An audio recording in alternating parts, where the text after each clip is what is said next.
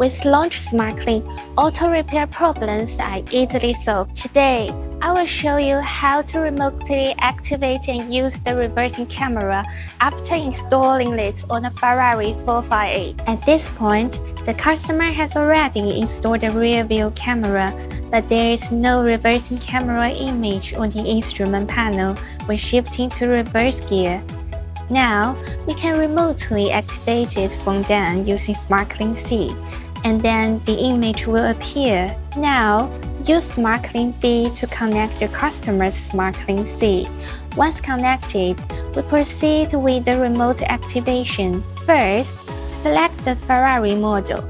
Select 458, and then set the BCM, body control module. Set the configuration function in the BCM, where you will find the Add Rear View Camera option. Now, click this function and click Start. It will automatically complete the addition. After the function is activated, turn off the ignition for 10 seconds and then turn it on again.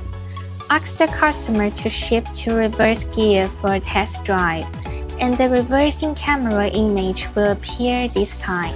Choose Launch SmartLink, trusted by 110,000 repair shops with tens of thousands of experts provide remote assistance to solve auto repair problems. It breaks geographical restrictions.